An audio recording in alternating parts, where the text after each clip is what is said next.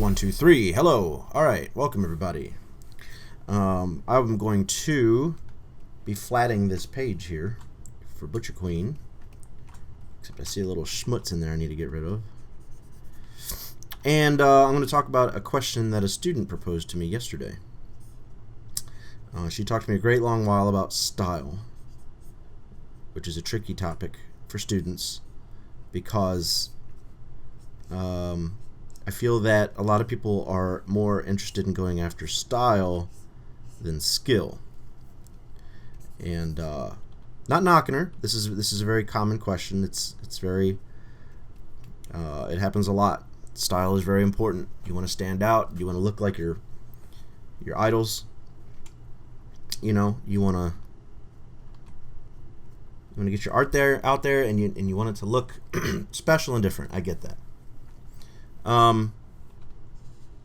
So I guess we'll cover that first. The thing I wanted to talk about was something totally different. It was speed versus, how do I make good work fast? But we'll cover that in a minute. So I showed her my three favorite influences. My three favorite influences are Katsuya Terada, Mobius, which is his name was Jean.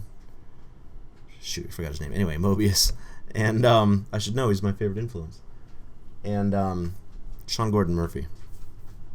So it's basically like three perfectly rounded points on the globe, right? You've got Japan, France, and the U.S. And then I showed her my art. I was like, this is sort of where I land. It's a cultivation of East meets West. It's simple and complex at the same time. It's detailed and messy. Not messy, but loose, And I said I don't look like any of these things. Maybe a few of these features look like, if you lined up this feature with that feature, it might look similar. But as a whole, you wouldn't look at my art and say, oh, he's biting Murphy, or he's just doing Mobius. I've seen video games that go after the Mobius style, and it's obvious, and that's cool. I've even seen comic artists come dangerously close to Sean Murphy, and that's it's a little weird, but it's possible they both started their career in a bubble, and what resulted was a similar look. It's possible. It's a big world out there. So I said just cultivate your favorite artists, put them in front of you while you're creating. Try to do what you love about them so much. Whether it be that level of detail, whether it be that, if you like the paint splatter effect or the ink wash effect. I say effect, but it's really a technique, And don't copy it. Don't look at a piece of art and go, I'm just going to do that. But try to absorb some of the things you like about it. Now, the other tricky aspect of this conversation is wanting to draw anime. The student wanted her project to come out, and she wanted people to notice right away that it was anime. Just like you see it, anime, right? Which typically means, proportions to look like anime, whether it be eyes, nose, mouth sort of situation where, that's anime, or the style or the coloring. But, and again, she was so caught up on doing a particular style and making that style obvious to the readers that, I don't know, I think she's putting the cart before the horse. And she's a student, and she's still learning, and she's still getting a grasp on things like proportion and anatomy and things like that. And so many students want to learn anime before they want to learn life.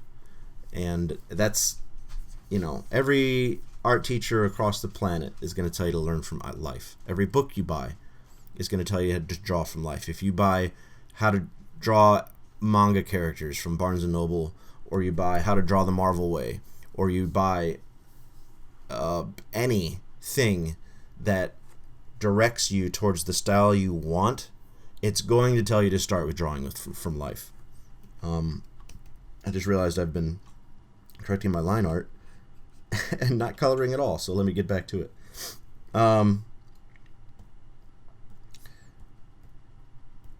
So yeah, style's tricky. I say for anybody out there who's just starting, and I know a lot of you know, aunts and moms and dads watch this and have, you know, kids who want to get into it. Tell them, and they're not going to want to hear it, and it's probably going to bounce right off, and they're going to hear it for the next 15 years of their life. It's going to be drawing from life.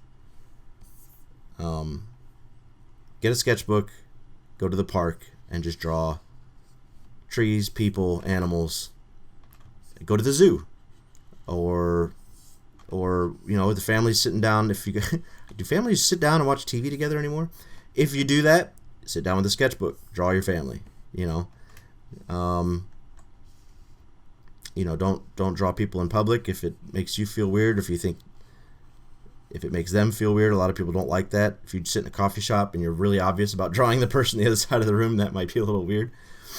But draw from life, learn how to draw a body, and learn how to draw people, and then try to use your styles as a slight pull in a particular direction.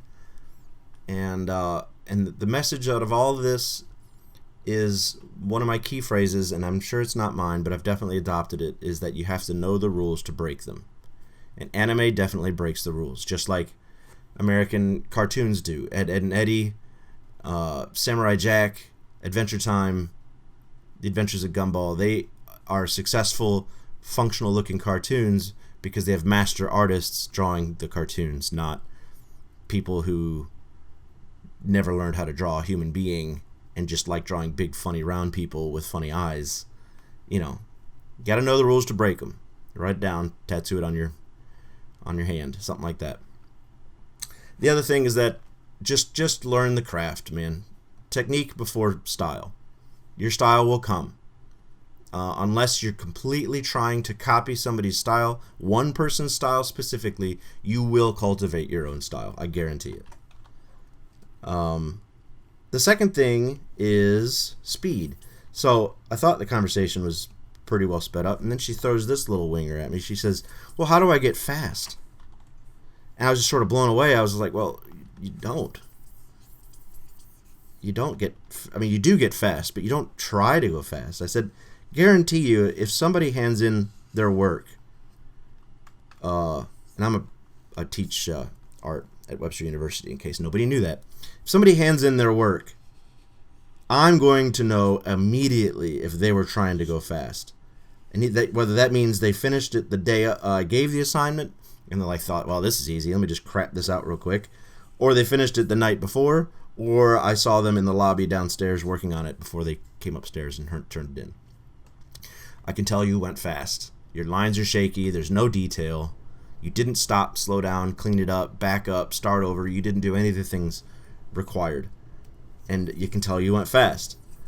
And you don't want that. You don't want to go so fast that it looks like you went fast. Just last week I picked up a manga. I don't remember the name. It's one of the new ones. It's about it looks like a cyborg with a gun in his hand. Looked pretty neat, but it looked really loose. Like a lot of manga is very tight and all the lines are very deliberate. This looked very loose, like almost like it didn't go to the inker. You know what I mean? Very loose lines. I loved it. I would love to make a book like that, and ultimately I wish Blaster Master looked like that. But there's not a lot to say about this particular story. It's you do your thing, and this is what I told her. I said, you do your thing long enough and you're gonna get fast.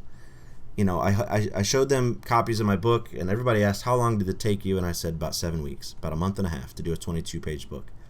Now everybody said, wow, and whether that's because that's a long time to them to work on one project, or it meant, wow, that's really quick to do an entire book by yourself. I'm thinking more the latter. And, you know, I'm not trying to pat myself on the back or anything, but it's, yeah, I'm doing it all myself, and I got fast because I've been doing it for 8 years. You know, and there's a robot sketch I did up on screen, and one of the students said, what, you just did that in 10 minutes? I'm like, yeah, man, this is my thing. I couldn't be your teacher and not be able to pull off. Anyway, I'm going to break my arm trying to pat my back. But, so don't try to be fast. That's ridiculous. That's a ridiculous thing to aim for. Just try to be good. Work on your skill. Work on the basics. Work on your technique. And if you do it 8 hours a day like I have been for the last 10 years, then you're going to get fast. It's just like stripping an engine and rebuilding it. For your first time, it's going to take you 6 months. Second time, 3 months. Third time, 1 month. You know, that's it. I'm running out of time. I know I only colored this a little bit, but hey, you got a really cool look at one of my new favorite panels. This is from book 3, near the end, and she meets a new character, which you can only see the back of.